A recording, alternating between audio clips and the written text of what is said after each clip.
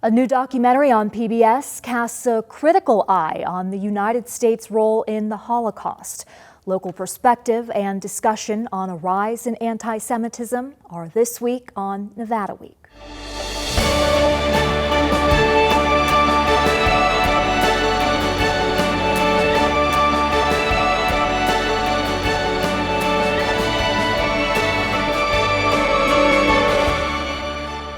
Support for Nevada Week is provided by Senator William H. Hernnstedt and additional supporting sponsors. Welcome to Nevada Week. I'm Amber Renee Dixon. The U.S. and the Holocaust, a new documentary by Ken Burns, Lynn Novick, and Sarah Botstein, premieres in September here on Vegas PBS. It focuses on the U.S., a quote, nation of immigrants, end quote, not living up to that title during the Holocaust. This is a story in which everyone is challenged. We all think of the United States as this country with the Statue of Liberty poem, "Give me you're tired, you're poor." But in moments of crisis, it becomes very hard for us to live up to it.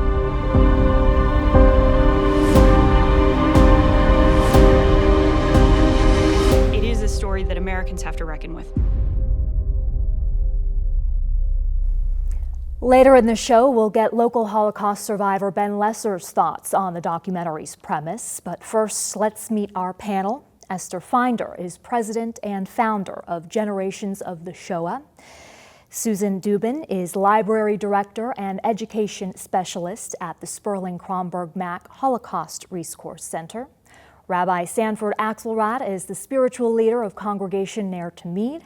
And Jolie Brislin is regional director for the Anti-Defamation League in Nevada. Thank you all for sharing your time with us. I want to start out with a quote from the documentary. Quote, "The United States admitted some 225,000 refugees from Nazi terror, more than any other sovereign nation took in. But during the years when escape was still possible, the American people and their government proved unwilling to welcome more than a fraction of the hundreds of thousands of desperate people seeking refuge," end quote. Susan, is that a fair assessment? I would say it is fair, even though 225,000 is a large number. It doesn't come anywhere close to the number of people that needed to come here and needed to leave. Unfortunately, there was a quota system in effect at that time, and the United States didn't fill their quotas, even though people applied to come here. And what was the reason that those quotas were not filled? Rabbi Axelrod? Well, you got to look back in terms of the history of the time when America was isolationist. They really did not get involved in the war. They didn't want a part of the war. There were people who actually were prominent who were somewhat sympathetic to the Nazis. There was a point of view also about the United States didn't want a lot of people who were other coming into the country. And so even though 200,000 plus people seems like a lot, there was over 1 million who wanted to come. Esther, with Generations of the Shoah Nevada, you have interviewed numerous Holocaust survivors over the years. Have you heard a similar story from anyone about trying to get into the U.S.? Yes, I'd like to, in fact, share a story that I heard about 25 years ago when I lived in Washington, D.C. This woman told us that her father had gone every day to the American consulate in Hamburg, in Germany, and every day he was denied. And one day he said to his wife, "We're going to the consulate together," and he took his children.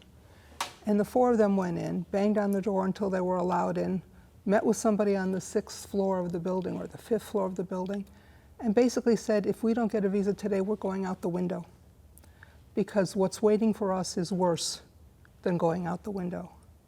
And they got their visa 2 days before Kristallnacht.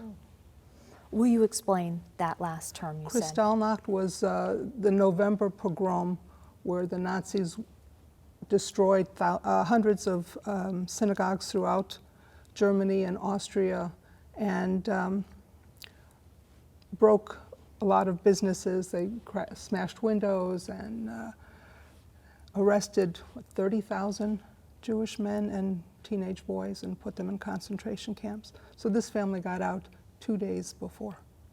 And I think people are going to say, well, what about the rest of the world? Why didn't people try to go to other countries, which obviously they did, but what role do other countries play in this, Susan, compared to what the U.S. did? Basically, their doors were closed. Everywhere. Pretty much everywhere. There was a meeting among all the countries that met with Germany at the time, and Hitler said, "We want our Jews out of Germany. Who will take them?"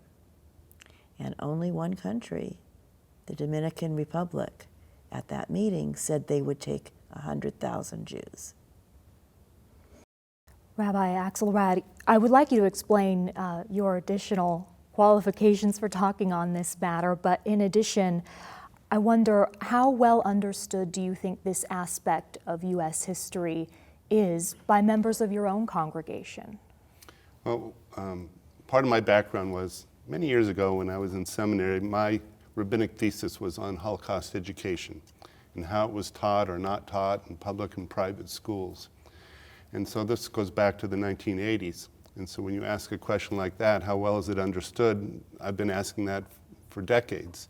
We have to keep teaching about the Holocaust. We have to keep educating each generation so that they will understand what happened. And that's why a film on PBS such as this is so vitally important. Julie, how well do you think it's understood? Well, I know it's something that we're always trying to educate children within the Jewish community as well as the secular community.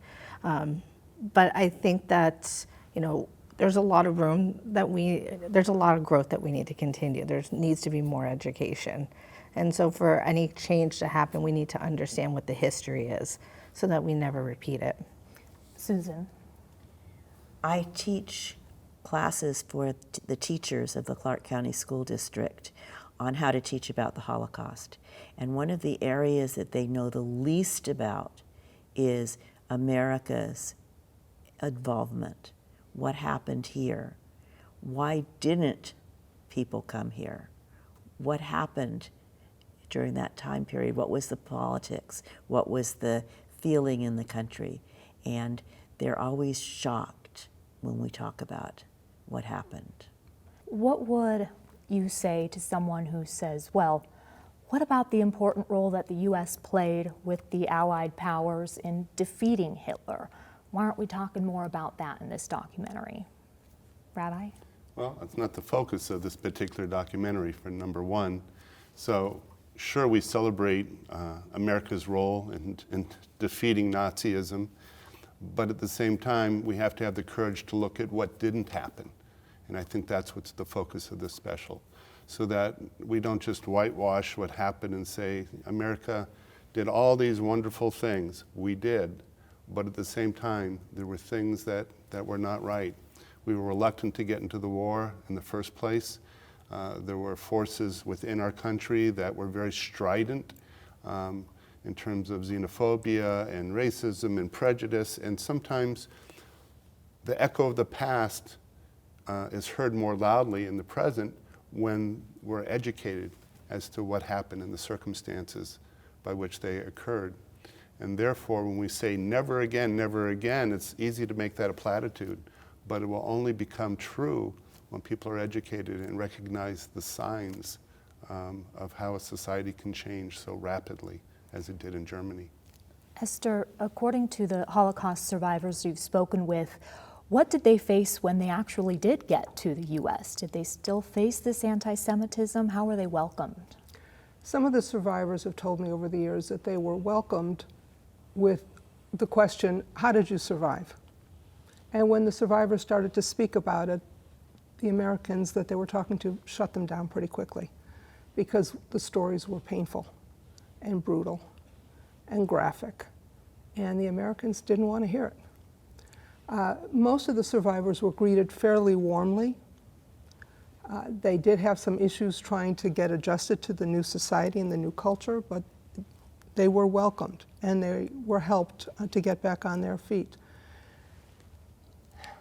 but not all of them. Not all of them. Any stories you can share with us about those who were not welcome?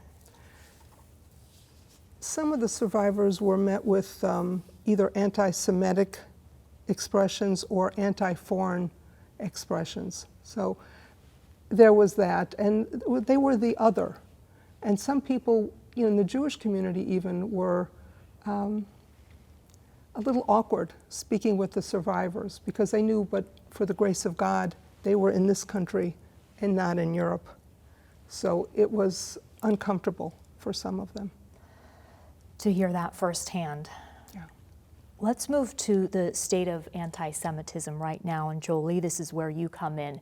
In April, the Anti-Defamation League released its annual audit and found that in 2021, there were a record high number of reported anti-Semitic incidents in the United States, 2,717 incidents of assault, harassment, and vandalism reported to ADL last year. What are we seeing in Nevada? And I think the important word in that is what was reported, right? So often incidents take place daily, and people are either accepting it or sweeping it under the rug, moving forward and not reporting them. And so, I would say that data is actually much greater than those numbers. And here locally, Nevada is not immune to what we're seeing around the country. We had a 64% increase of anti-Semitic incidents last year over the previous year. That includes harassment, vandalism, and assaults. And so, we see this rise of anti-Semitism nationally. We see the trivialization and the Holocaust denial taking place on social media. And all of these go into place of incidents, of anti-Semitic incidents. What do you believe to be behind the rise? Well, I think that there's a couple different factors that are behind the rise. But I think we have to look at the words that we use. We have to be looking at education, and we have to be looking at our society and our elected officials, right? We know that anti-Semitism is not just a Jewish problem, it's an American problem. It's the canary in the coal mine. And as anti-Semitism rises, we see racism, Islamophobia, anti-immigrant rhetoric all continuing to rise as well. And so, that lid of the sewer of hate can't be put back on once it's been lifted. And so it's continuing to spew out. And so it's our job as a community, as a society, to push together to get that lid back on so that we have this under control a little bit more. What is everyone else here hearing within the community in relation to this rise? Well, Rabbi? I think social media has also played a big role, I think, in the rise of hate and racism, because people can look for these sites, or the sites can sometimes find them, and reinforce bigotries and prejudices that they might have and normalize them.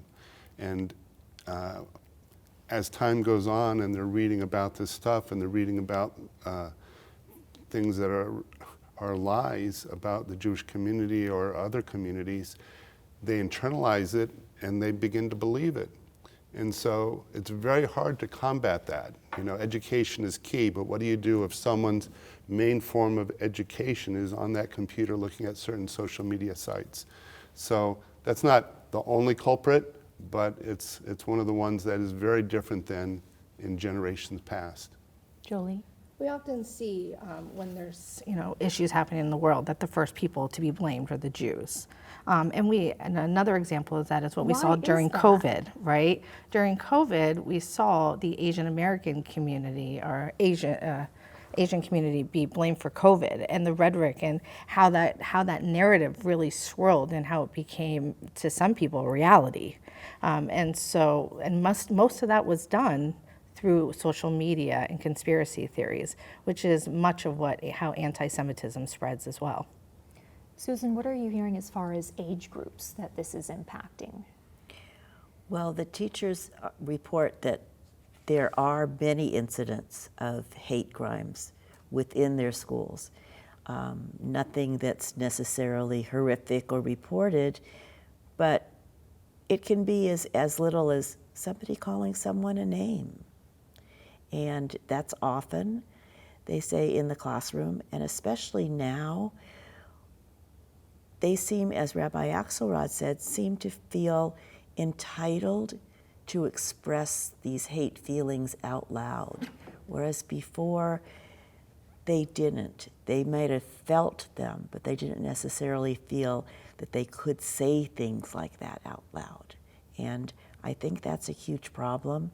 One of the things that we do teach, we talk about the pyramid of hate from the ADL, which talks about how genocide really starts at the bottom with name calling and jokes. And if you don't stop those kinds of activities when they begin, they can escalate. Julie, did you want to add something? Well, I mean, just when we're talking about schools throughout the state, I mean, we've seen students put swastikas on their arms and go up to Jewish students and do the Hail Hitler sign. We've seen chants of burn them all, cook the Jews. I mean, these are statements that are taking place in our school districts around the state. And what happens once that is reported, you find out about it? So we work with the school districts, we work with teachers, we work with administration, we work with different education platforms and Susan to try to go in and have education around what is the Holocaust, and also to teach around what is anti-Semitism, which is an area that we really need to be focusing on as well, because so often students don't even understand what anti-Semitism is or how it's real. And so trying to teach about that is critical. Esther, you were recently quoted in an LA Times article speaking about the words we use and the names that we call other people, about analogies being used by certain people in power to the Holocaust. What is going on there, and why is that so dangerous? There are a lot of people who are throwing around false equivalencies, like the FBI is like the Gestapo. Will you explain the Gestapo? The Gestapo was the secret police, and there is nothing to compare in this statement. If the Gestapo wanted to come in and raid, they would just come in and shoot. They wouldn't come in with a legal document. It's nonsensical. Some of the analogies of, COVID is, the COVID restrictions are like the Holocaust. These things make no sense. The point is, when people are looking to find the epitome of evil, they go to Nazi Germany. They go to Hitler and Nazi Germany. And it's a cheap shot that they do for the thrill that they get. And it cheapens the Holocaust, and it diminishes the suffering of so many people, and so many people who are still with us. And it's painful for the survivor community to hear these people in the media, some of the politicians, making these false equivalencies, these analogies that are nonsensical. Julia. But then from there, that's how we start to see this increase of like the mentality and the acceptance of these conspiracy theories become real life and ultimately lead to anti-Semitic rhetoric, assault, vandalism, where people are now acting out that this is the truth, and they're believing it. Mm-hmm.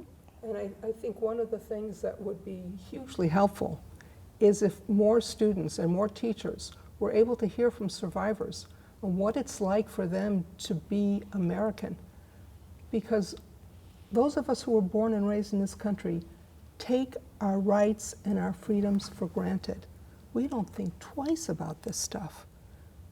But the survivors and other people who have lost everything, the survivors didn't even have the right to their own lives.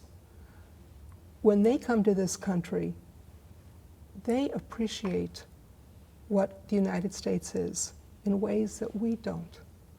And we need to hear from the survivors what it's like for them to be American. And they will tell you. They can open their mouths and talk. They're free to believe whatever religion they wish. They're free to move. These are people who were in ghettos and concentration camps. This is stuff that we don't think about as American citizens. And it's important that we do, because what happened in Germany, Nazi Germany, should be a cautionary tale. We need to protect our rights as Americans. We need to be vigilant. You think about the freedom of speech, though, and then you have the other side saying, well, we want the freedom to discuss what we want and believe what we want, and that leads into what you're battling, Rabbi. Correct. Well, it's always It's always a challenge when you have freedom of speech and people take advantage of that to distort history, to spew lies. And basically the theory is, how do you attack that? You add on more truth, and you just keep the message on target about what the Holocaust was, what it isn't. And hopefully when, it's going to be a battle of ideas, and that's always been the case in America. But that's why, as Esther was saying, when people draw these false equivalencies, it not only cheapens the Holocaust, it begins to slowly erode what it is and what the historical importance is and what it's not. So sure, it's used as this is the epitome of evil, and the person I'm attacking is so evil, they're like, the villains of the Holocaust. But it's so much greater than that, and that's why we have to understand what really happened. And we have to have the courage to understand what the United States' role was and what it wasn't in terms of the history of the Holocaust. I'm going to have the last question for you, Rabbi. What action have you taken within your own congregation to address the rise in anti-Semitism? So there's a few things. We have a very close relationship, of course, with the ADL. And so when they produce different material and products, I talk about it from the pulpit, and oftentimes we integrate it into our own community. Secondly, I talk about it all the time, not all the time, not every single sermon, but with great frequency so that the congregation understands the nuances to the rise of anti-Semitism. And then I don't want to just preach to the choir, so it's important for me to talk to people who are not Jewish so that they'll understand the sensitivities to our community in a way that maybe they just never would have thought about it. I was having a casual conversation with someone just working out. He was in his 20s, and we got to talking about the CNN special on anti-Semitism, and he looked at me, he said, well, what's anti-Semitism? Wow. This is someone who's college educated in his 20s. So perhaps it's a good thing that he's innocent and doesn't know that there's such a thing as hating on Jews. When I explained that, he said, well, why would people want to do that? And I love that innocence, but at the same time, you have to get to the facts that are happening in society so that when his eyes are open and he's more aware, he can make a difference and speak up as well. Thank you all for sharing your time on this important topic. Now to the local perspective of Holocaust survivor Ben Lesser. Born in Krakow, Poland, Lesser lived under Nazi rule from the time he was 10 years old to 16 years old. Surviving several ghettos and concentration camps, he was liberated in 1945 and 2 years later moved to the U.S., where with hard work he became a successful realtor. In 1996, he retired and moved here to Las Vegas, and ever since has dedicated himself to sharing his experience, which he did with Nevada Week, in relation to the documentary, The U.S. and the Holocaust. Of Ben Lesser's immediate family of 7, he says only he and his older sister Lola survived the Holocaust. My sister Lola painted these from memory after the war, 5 years after. His family's escape to Hungary in a hidden compartment under a truck carrying coal is depicted in this picture she painted. As you and your family moved from place to try to escape the wrath of the Nazis, was there ever discussion about moving to the United States? Was that even an option? As a child, I don't remember that being an option. My father had a going, established business in Krakow, Poland. He had a wine and syrup manufacturing, and he also had a chocolate factory. There was no talk about moving out of the country, no. The documentary, The U.S. and the Holocaust, highlights anti-Semitism in the United States during the Holocaust. Were you surprised that there was the presence of anti-Semitism here at that time? No, I know it exists throughout the world, except for one country. That's Israel. It exists. But this is still the best country in the world, with the problems it might have. There is no other country that anyone could